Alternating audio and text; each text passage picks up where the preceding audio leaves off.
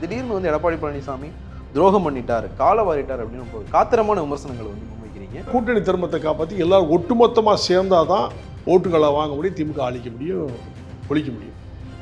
இதை விட்டுவிட்டு நீங்கள் பிரிஞ்சு சென்றதுடைய நோக்கம் என்ன? நான் அவர்கள் சொல்லி தான் உங்களோட இணைஞ்ச 2 பேரும் சண்டை வந்தோன்னு சொன்னார். ஸ்டேட்மெண்ட் மீடியாவில் சொன்னார். அப்படி ஒற்றுமையாக வைத்து உங்களை அழகு பார்த்த பிஜேபியுடன் போவதற்கு நோக்கம் என்ன, காரணம் ஒன்றுமே இல்லை. தொடர்ச்சியா வந்து அவங்க அவதூறா பேசிட்டே இருக்கிறது வந்து அதிமுக மாதிரியான ஒரு பெரிய இயக்கம் எப்படி பொறுத்துக்கிட்டு அந்த கூட்டணியில் இருக்கும்? அவருடைய சொந்த கருத்துக்கு தான் பல மேடையில் சொல்லியிருக்காரு. என்னுடைய சொந்த கருத்து, இது தேசிய கட்சியுடைய கருத்தல்லன்னு தெளிவுபடுத்துறாரு.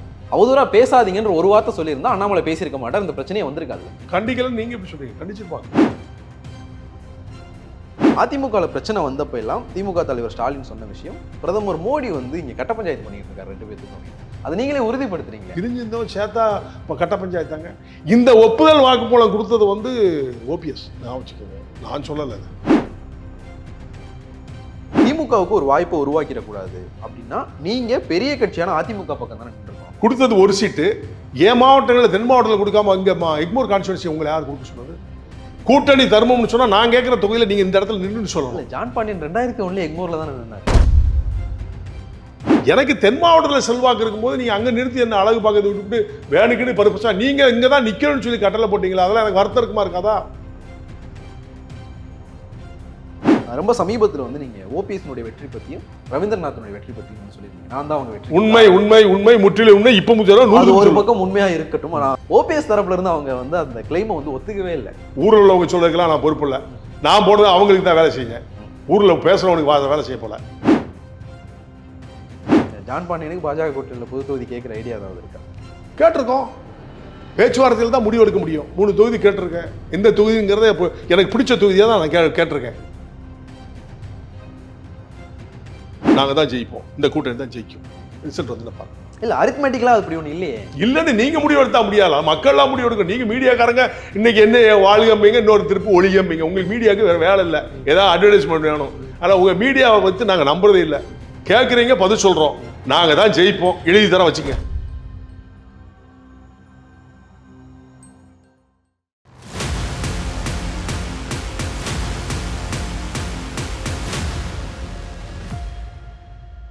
உடனடி அரசியல் நேயர்களுக்கு வணக்கம். அரசியல் களம் நிகழ்ச்சிக்கு உங்களை வரவேற்பது ஜெயிலானி. இந்த நிகழ்ச்சியில் நம்மோடு தமிழக மக்கள் முன்னேற்ற கழகத்தினுடைய நிறுவனர் திரு ஜான் பாண்டியன் இணைந்திருப்ப பேசுகிறோம். சார் வணக்கம். வணக்கம்.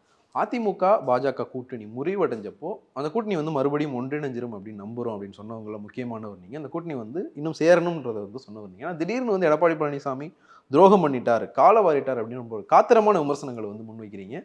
இந்த நம்பிக்கை பொய்த்து போனதுனால வந்த விமர்சனமா, இல்லை இந்த இடைப்பட்ட காலகட்டத்தில் என்ன நடந்தது? எடப்பாடி அண்ணன் அவர்கள் வந்து பிஜேபியோட நல்ல இணக்கமாக தான் இருந்தார். இப்போ இல்லைன்னு சொல்ல முடியாது. 2-3 மாதத்துக்கு முன்பாக என்டி அலையன்ஸ் கூட்டம் வந்து டெல்லியில் நடந்துச்சு. அதில் நானும் கலந்துக்கிட்டேன். பிரதமர் தலைமையில் அமித்ஷா, பிரதமர் நட்டாஜி எல்லாம். அப்போது வந்து என்டிஏ தமிழ்நாட்டுடைய தலைவராக வந்து அண்ணன் எடப்பாடி அவர்களை தான் தேர்ந்தெடுத்து நீங்கள் தமிழ்நாட்டு தலைவர்னு சொல்லி பக்கத்தில் உட்காந்து தட்டி கொடுத்தோடனே இவர் எஸ்ன்னு சொல்லிட்டு வந்துட்டார். சொல்லி வந்து ஒரு வாரத்தில் ஒரு மாற்றத்தை நான் வந்து வெளியில் போட்டுட்டேன். நான் கேட்குறேன், நீங்கள் வெளியில் போகிறது பரவாயில்ல, அது உங்கள் இஷ்டம் கூட இருக்கலாம், உங்கள் கட்சியுடைய குறிக்கோள் கூட இருந்துட்டு போட்டோம்.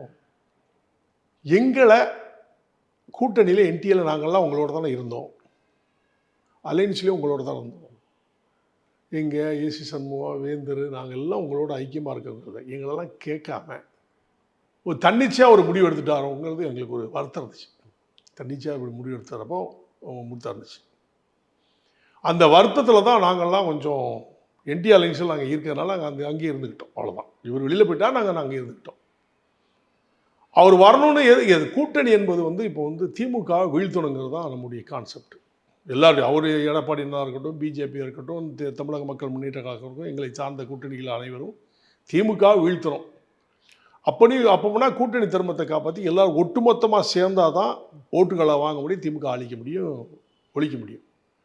இதை விட்டுவிட்டு நீங்கள் பிரிஞ்சு சென்றதுடைய நோக்கம் என்ன?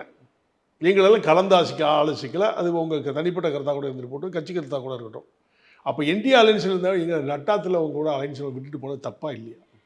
அதுதான் நான் கேட்ட கேள்வி, வேறு ஒன்றும் கிடையாது. துரோகம் என்பது எதனால சொன்னான்னு சொன்னால், அதிமுக ஆட்சியில் ஆளும் பொழுது 4.5 வருஷம் ஓபிஎஸ்சி பேர் சண்டை போட்டு கிடந்தாங்க. அவர் பாரு ஒரு எம்எல்ஏ பிரிச்சுட்டு போயிட்டார். தொங்காட்சி வரைகின்ற நிலைமையில் அமித்ஷா அவர்கள் கூப்பிட்டு ஓபிஎஸ்ஸை கூப்பிட்டு ஒற்றுமையாக இருந்து நீங்கள் வந்து ஆட்சி ஆளணும், பிரியக்கூடாதுன்னு சொல்லி அட்வைஸ் பண்ணி 2 பேரும் சேர்த்து வச்சு ஆட்சியை 4.5 வருஷம் கன்னியூவாக பண்ணதுக்கு யார் காரணம்? பிஜேபி அரசு தானே காரணம். இது உலகறிஞ்ச உண்மையா இல்லையா? மக்களுக்கெல்லாம் தெரியுமா இல்லையா? அப்படி இருக்கும் பொழுது நீங்கள் வந்து ஓபிஎஸ் இபிஎஸ் ஆகுது, இது வந்து ஓபிஎஸ் ஒப்புதல் கொடுத்தது. நான் அவர்கள் சொல்லி தான் உங்களோட இணைஞ்சேன். 2 பேரும் சண்டை வந்தோன்னு சொன்னார். ஸ்டேட்மெண்ட்டு மீடியா எல்லாத்தையும் சொன்னார். அப்படி ஒற்றுமையாக வைத்து உங்களை அழகு பார்த்த பிஜேபியுடன் போவதற்கு நோக்கம் என்ன, காரணம் என்ன? ஒன்றுமே இல்லை.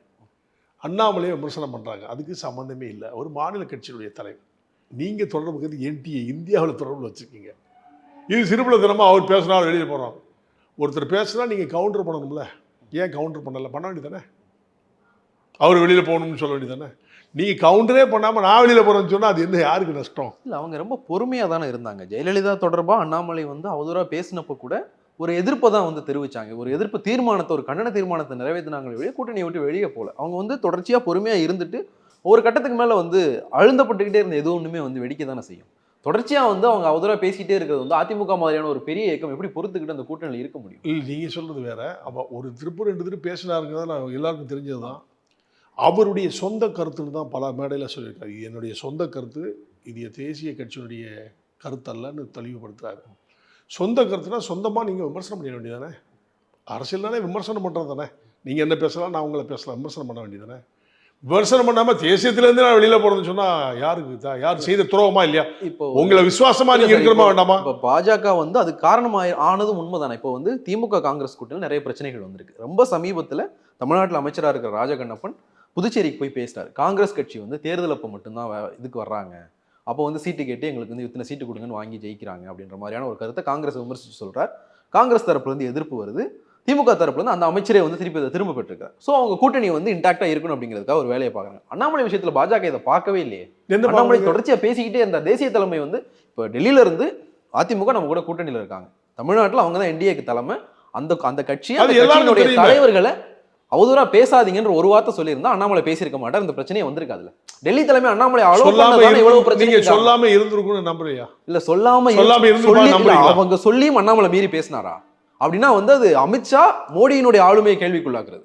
இது ஒரு நோக்கம் அல்ல, இது சிறுபுலத்தனமான ஒரு, இவங்க ஆல்ரெடி இல்லை, நீங்க என் கேள்வியை கடக்குறீங்க. நீங்க கேளுங்க, இது சிறுபுலத்தனமான பேச்சு. அண்ணாமலையை குறித்து சொல்வது தவறு. ஒரு பேர் இயக்கம், அண்ணா திராவிட முன்னேற்ற கழகம் பேர் இயக்கம், திராவிட கட்சியில் 1, திமுக அதிமுக 2 தான் இருக்கு. பிஜேபி வளர்ற கட்சி. தமிழ்நாட்டை பொறுத்த மட்டும் வளர்ந்தது இந்தியாவில். வளர கட்சியில் உள்ள ஒரு தலைவர் மாநில தலைவர் பேசலான்னு சொல்லிட்டு நான் வீம்பிட்டு போறேன், தேசியத்திலேருந்தே போறேன் அப்படி சொல்லுங்க. இல்லை, தேசிய தலைமை கண்டிக்கல. நீங்க எப்படி சொல்றீங்க? கண்டிச்சிருப்பாங்க. இல்லை, கண்டிச்சிருந்தா அண்ணாமலை பேசியிருக்க மாட்டார்ல. நீங்க அதான் கேள்வியை கடக்குறீங்கன்னு சொன்னீங்க. தேசிய தலைமை கண்டிச்சு அண்ணாமலை பேசினார்னா அது மோடி அமித்ஷாவுடைய ஆளுமையே கேள்விக்குள்ளாக்குறது. அவங்க பேசியிருக்க மாட்டாங்க, கண்டிச்சிருக்க மாட்டான்னு சொன்னா எனக்கு தெரியல.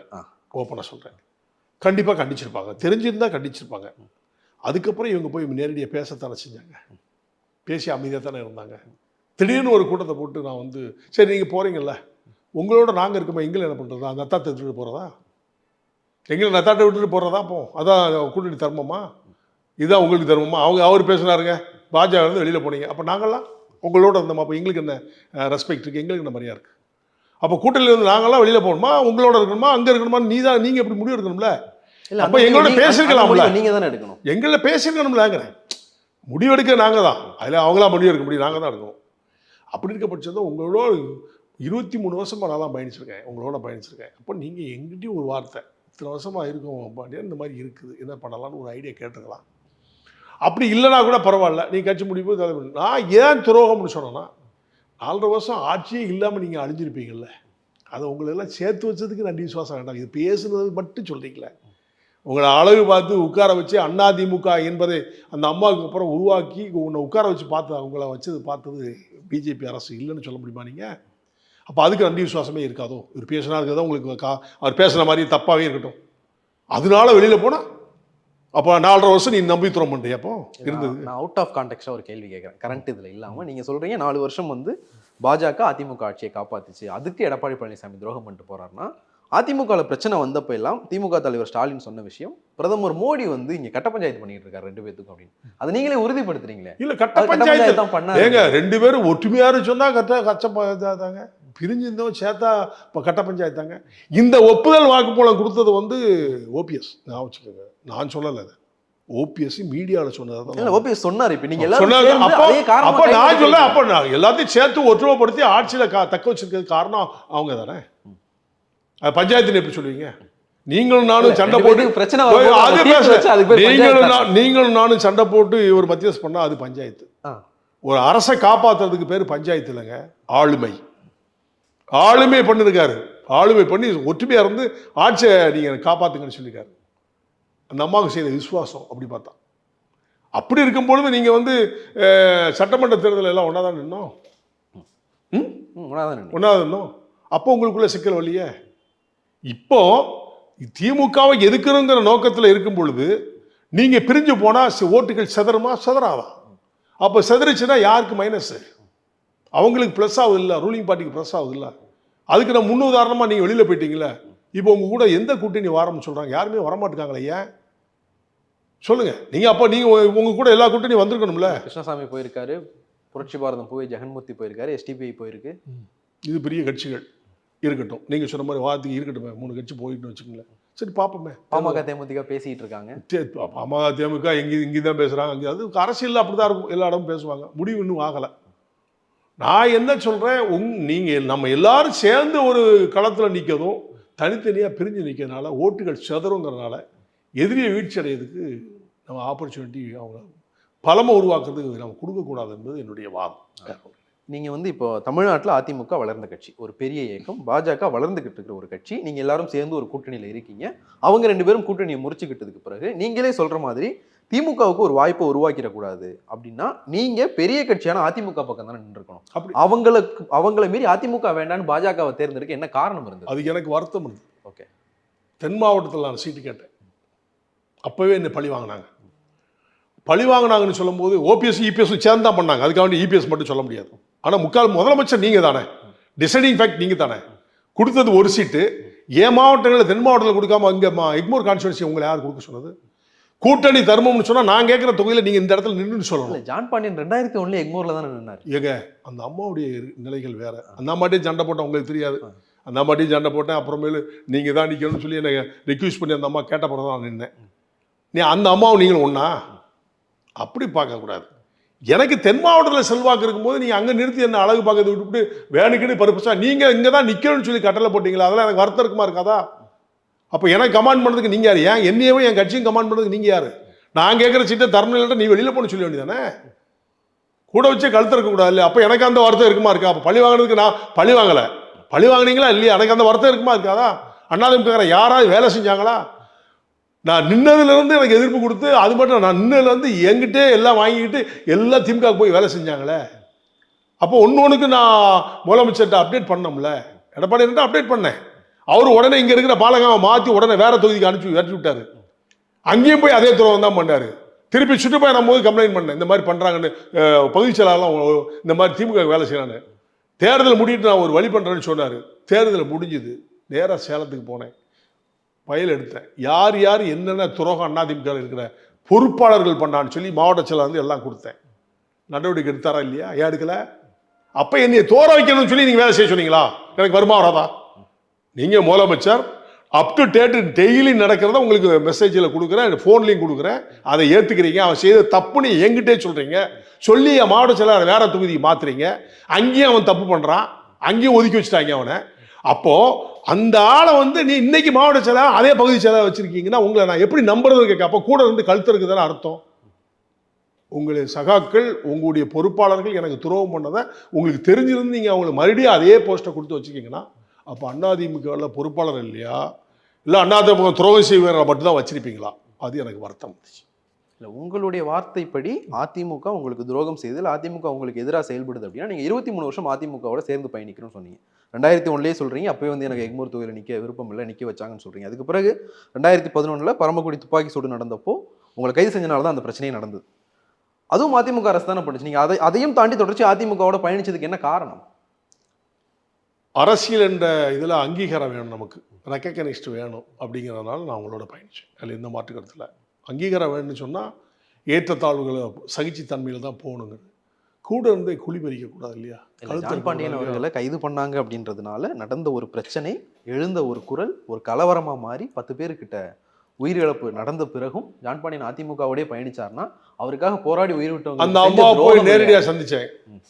இல்லை, அது உயிரிழந்தவங்களுக்கு செஞ்ச துரோகம் இல்லையா? அப்படி சொல்ல முடியாதுல்ல. உயிரிழந்த துரோகம் தான். துரோகம் பண்ணாங்கன்னே வச்சுக்கோங்க.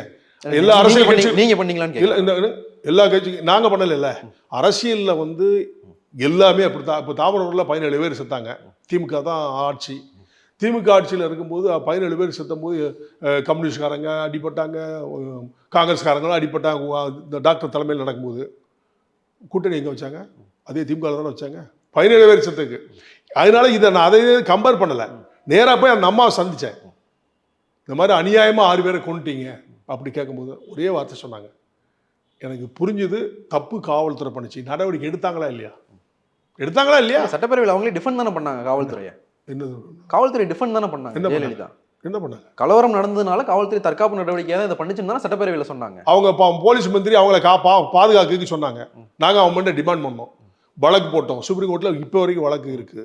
உடனடியாக அன்ஃபிட் அப்படி சொல்லி அந்த ஐஜி, இப்போ ஐஜி இன்ட்ல போட்டிருக்காங்க, திமுக போட்டிருக்காங்க. அதனால தான் அவருக்கு பிரைஸ் கொடுத்துருக்காங்க. அவர் கொடுத்துருக்காரு, திமுக கொடுத்துருக்காங்க. ஒரு அதிமுக ஆட்சியில் வந்து அயலக பணிக்காக வெளிநாட்டுலாம் பணியாற்றிட்டு இல்லை இல்ல, ஒரு வெளிநாட்டுல பணியில இருந்து திரும்பி வந்தவர்.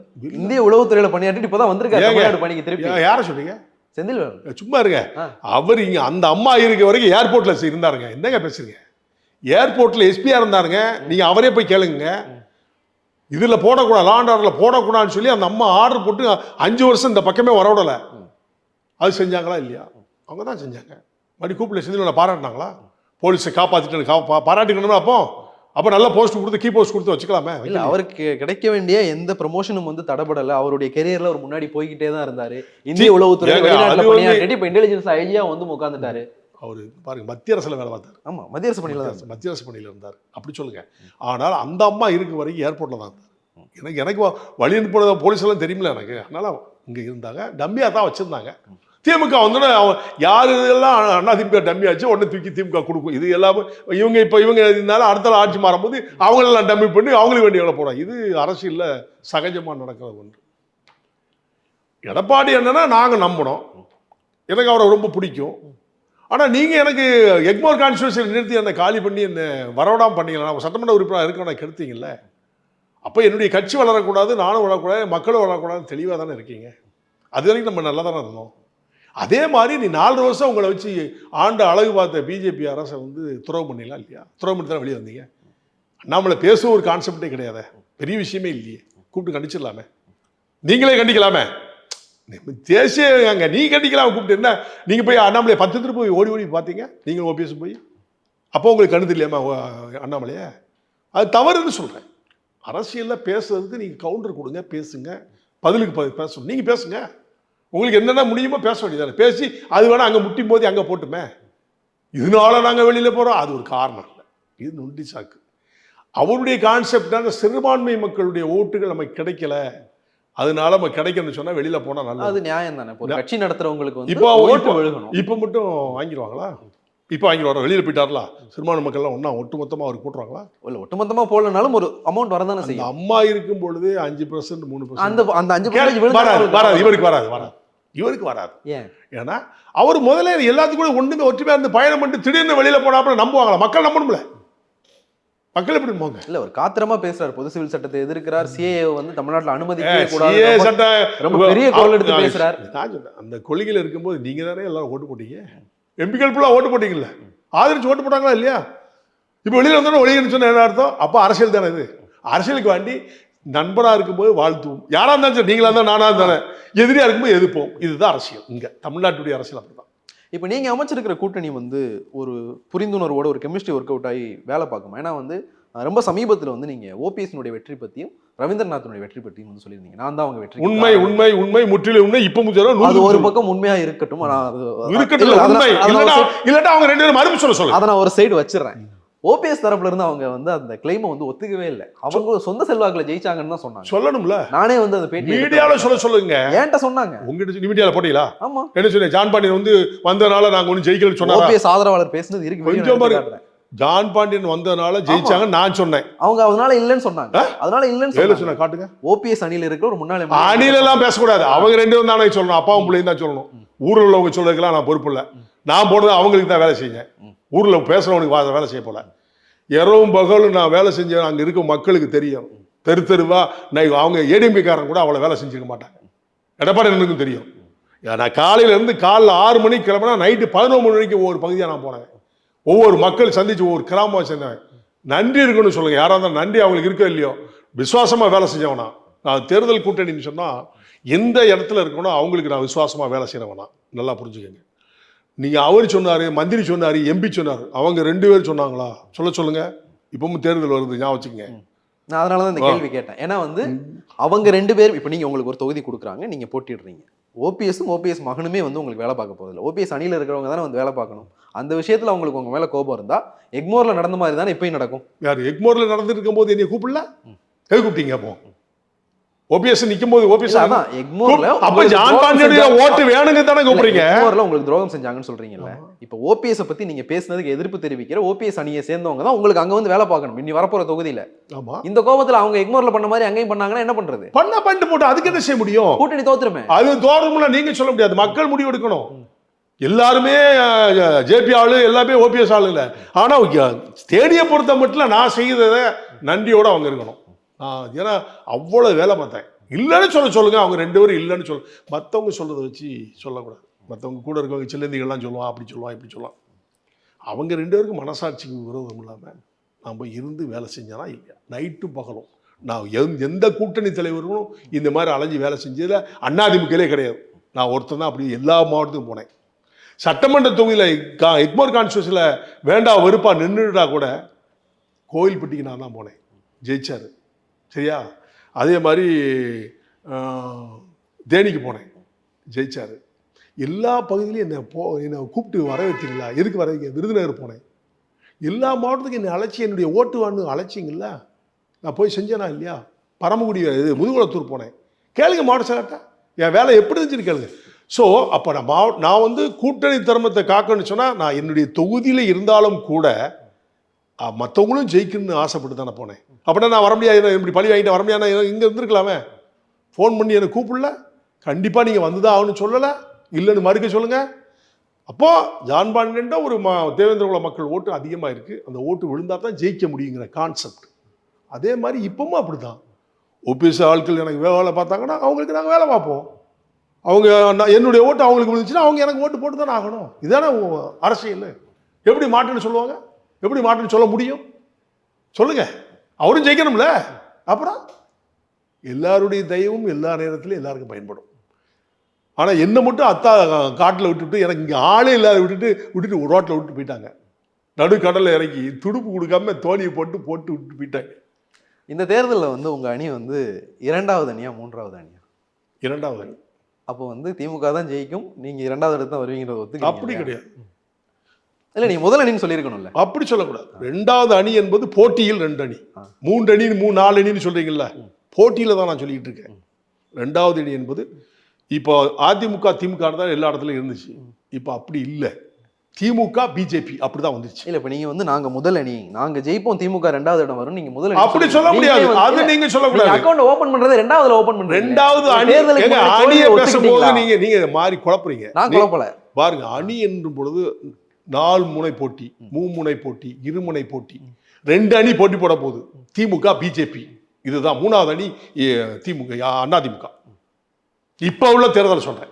இப்ப உள்ள அப்படின்னா திமுக வந்து ஜெயிக்க போகுதுன்னு அர்த்தம் வருது. நீங்களே சொல்றீங்க. அப்படி எப்படி ஜெயிக்கணும்னு சொல்ல முடியும்? நீங்க தான் சொன்னீங்க ஓட்டு பிரியும் போது திமுகவுக்கு தான் லாபம் அப்படின்னு. திமுக கூட்டணி பலமா அமைச்சுக்கிட்டு இருக்கோம்ல. இப்ப கூட்டணியை வச்சு தானே நிர்ணயம் பண்றது. திமுக தனியா நிக்குமா? திமுக தனியா நிக்குமா? அவங்க தனியா நிக்கணும்னு சொல்லவே இல்லையா? நிக்குமா? நின்னா ஜெயிக்க முடியுமா? கூட்டணி அதிமுக தனியா ஜெயிக்க முடியுமா? யாருன்னாலும் தனியா ஜெயிக்க முடியாது. கூட்டணியை வச்சுதான். இப்ப கூட்டணிங்கிட்ட பலமா இருக்கு. அதனால எங்களுக்கு வெற்றி வாய்ப்பு இல்லை உங்களுக்கு வந்து தமிழ்நாட்டில் இருக்கிற 40 தொகுதிகளை பற்றியும் தெரியும். எனக்கு வந்து நான் எனக்கு தெரிஞ்ச ஒரு தொகுதியை எடுத்துக்கிறேன். உங்களுக்கு ரொம்ப பரிச்சயமான ஒரு தொகுதி ராமநாதபுரம் மக்களவை தொகுதி எடுத்துக்கலாம். எனக்கு இன்னும் அங்கே தான் ஓட்டு இருக்கு. அந்த தொகுதியை எடுத்துக்கலாம். திமுகவில் ஒரு கூட்டணி வேட்பாளர் அறிவிச்சிட்டாங்க. நீங்கள் ஒரு வேட்பாளர் அறிவிப்பீங்க, அதிமுக ஒரு வேட்பாளர் அறிவிப்பாங்க. ரிசல்ட் என்னவா வரும்னு சொல்லுங்கள். அந்த தொகுதி வந்து உங்களுக்கு நான் ரொம்ப பரிச்சயமான தொகுதி, நீங்கள் போட்டியிட்ட தொகுதி, முதல் தொகுதி நீங்கள் போட்டிட்டு இருக்கீங்க. ரிசல்ட் என்னவா வரும்னு சொல்லுங்கள். நிச்சயமா பிஜேபி தான் வாய்ப்பு இருக்கு. எங்களுடைய கூட்டணியின் தரப்பு எப்படி? அமமுக தனியாக நின்று 1.5 லட்சம் ஓட்டு வாங்கினாங்களா? ஓட்டாங்களா இல்லையா? வாங்கினாங்க. அமமுக யாரோட இருக்கு? உங்க கூட இருக்கு. இப்போ ஓபிஎஸ்ல ஒரு பெரிய ஓபிஎஸ் இங்கே வந்துட்டாரு, அவருக்குன்னு ஒரு பல்க் ஓட்டு இருக்கா இல்லையா? அது எங்க இருக்குது? பிஜேபியில் இருக்கு. பிஜேபி தான் இருக்கு. தேவேந்திர குல வேளாளர் ஓட்டு யார்கிட்ட இருக்கு? உங்கள்கிட்ட தான் இருக்கு. சொல்லுங்க. அது பிஜேபி. போன முறை உங்கள்கிட்ட தான் இருந்தது. இந்த அதிமுக பிஜேபி கூட தான் போன முறை இருந்தது. தேவர்கள் ஓட்டு எல்லாமே ஒட்டுமொத்தம் காஸ்ட் வாரியாவே சொல்றேன். தேவர்கள் ஓட்டுல அதிகமாக இருக்குது. இப்போ பிஜேபியில் இறங்கியிருக்காங்களா இல்லையா? இருக்கு.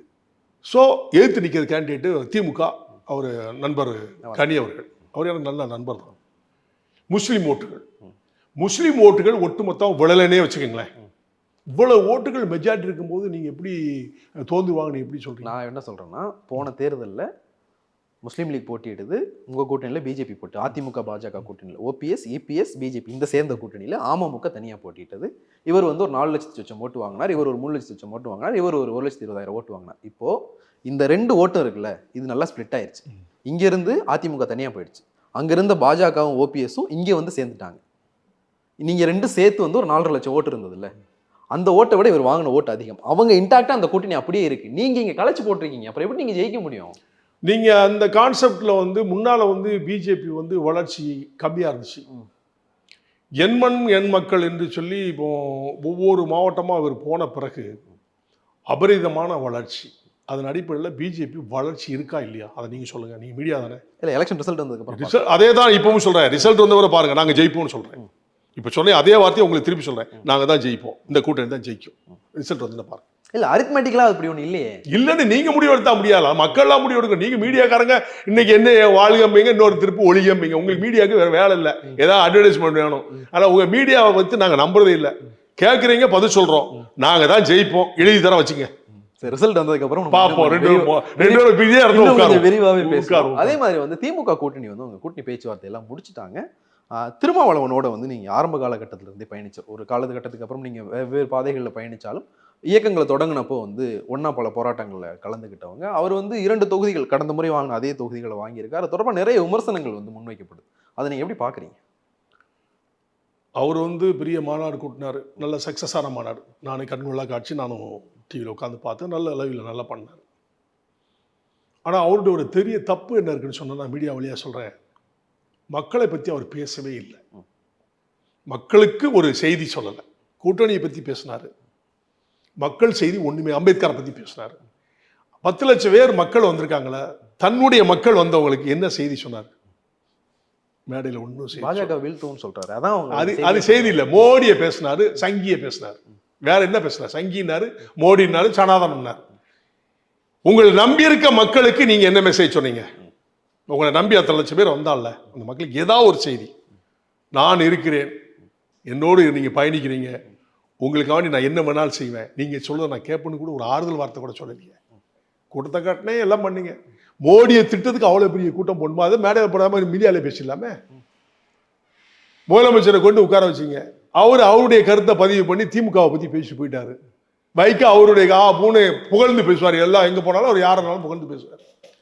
மக்களுக்கு செய்தி சொல்லலை. அவருடைய தாக்கம் தான் அவர் கேட்ட 4 தொகுதியில் 2 நீ எசில் தான் நிற்க தகுதி, வேற தொகுதி பொது தொகுதி உனக்கு லாய்க்கலன்னு சொல்லி திமுக பழி வாங்கிட்டு நான் சொல்கிறேன். அதை அவர் ஏற்றுக்கிட்டாரு, அதை ஒன்றும் சொல்ல முடியாது. அது அவருடைய மனப்பக்குவம். திமுக பழி வாங்குச்சுன்னு சொல்றீங்க. ஆனால் திமுக வந்து கடந்த முறை அவங்க போட்டியிட்ட தொகுதியில் ஒரு தொகுதியை குறைச்சிக்கிட்டு தானே விசிகாக்கு ஒரு தொகுதியை கொடுத்துருக்காங்க. கடந்த முறை வந்து விசிகா 1 தனிச்சின்னத்திலையும் 1 வந்து உதயசூரியன்லையும் போட்டிட்டாங்க. இப்போ 2ம் அவங்க தனிச்சின்னத்தில் போட்டிடுறது விசிகாக்கு எக்ஸ்ட்ரா. அதுதான் சொல்ல, ரெண்டுமே அவங்க கேண்டிடேட் தானே. விசிகா கேண்டிடேட் தானே, சூரியலன்னாலும் அவங்க கேண்டிடேட் தானே, அவர் தானே கொடுத்தாரு. இல்ல அபிஷியலி வந்து இப்பதான் அவர் 1 இப்போ 2 நிற்கிறீங்க. இப்போ 2 நான் சொல்றேன். ஏன் அவர் பொது தொகுதி கேட்டு தானே சண்டை போட்டார்? ஏன் கொடுத்துட வேண்டியது? 1 to 1 2 கொடுக்க இல்லை. இவருக்கு 1 கொடுத்து இன்னொரு பொது தொகுதி 1 கொடுத்தா என்ன குறைஞ்சா போகுது? அவர் ரொம்ப நாளாக பயணிச்சு உங்கள்கிட்ட கூட தானே இருக்காரு, இத்தனை ஆண்டுகளாக பயணிச்சுட்டு இருக்காருலாம். அவர் கேட்டு ஒரு மரியாதை நிமித்தம் ரெக்கக்னைஸ் வேணும்னு சொல்லி ஒரு பொது தொகுதி கொடுங்கன்னு கேட்கத்தானே செய்கிறார், கெஞ்சத்தானே செய்கிறாரு. ஒரு மிஞ்சல் இல்லை, கொடுக்கலாம் இல்லையா? கொடுக்கக்கூடாது அப்படி இல்லை. அடிமை என்ற தனம் திமுகவில் வரலாறு உள்ளது. எப்பவுமே நீ இப்படி தான் இருக்குன்னு முடிவு எடுத்துட்டாங்கன்னா அங்கே இருக்கிற தலைவர்கள் பூரா அப்படி தான் வைப்பாங்க. திருமாவளவன் அதை மாற்றிக்கணும், மாற்றலை இருக்காரு, அதுக்கு என்ன செய்ய முடியும்? இல்லை, நம்ம தமிழ்நாட்டு அரசியல் வரலாறு எடுத்து பார்த்தோம்னா ஒடுக்கப்பட்ட சமூக மக்களுக்காக செயல்படுற இயக்கங்களில் தேர்தல் அரசியலில் வந்து கொஞ்சம் சக்சஸிவாக போனவர் வந்து திருமாவளவன் மட்டும்தான். அதை ஒத்துக்குவீங்கல்ல? நான் ஒத்துக்கிறேன். அது வந்து அவர் அரசியல் அங்கீகாரம் பெற்றார், நான் ஒத்துக்கிறேங்களா, இல்லைன்னு சொல்லி. அப்படின்னா வந்து அது இந்த ஒரே கூட்டணியாக வந்து அவர் இணைஞ்சு செயல்படுறது இதெல்லாம் தானே. இது மூலமாக வந்து அவர் கெட்டு போயிடல. நீங்க அவருடைய வளர்ச்சி கெட்டு போயிரு. நான் அவருடைய வளர்ச்சியை நான் குறை சொல்லவே இல்லை. நல்லா வளர்ந்துருக்காரு, 4 எம்எல்ஏ வச்சிருக்காரு, 2 எம்பி வச்சிருக்காரு, இல்லைன்னு சொல்ல. இந்த பாராளுமன்றத்திற்கு ஒரு பொது தொகுதியில் வந்து கொடுத்துருக்கு, ஏன் கொடுக்கக்கூடாது என்னுடைய கேள்வி. அது அவருடைய இஷ்டம் தான். அது நான் சொல்லணும்னு அவசியம் இல்லை. தம்பி ரீதிங்கிறவரை சொல்கிறேன், என்னுடைய சகோதரங்கிற முறையில் சொல்கிறேன். அவர் கேட்டதில் இவங்களை கொடுத்தா என்ன குறைஞ்சி போகுதுன்னு கேட்குறேன். 40 தொகுதியில் ஒரு தொகுதி பொது தொகுதி, ஒரு தொகுதி எஸ்சி கான்ஸ்டிடுவன்சியில் கொடுத்தா என்ன குறைஞ்சி போச்சுன்னு நாங்கள் அள்ளியா கொடுக்குறாங்க.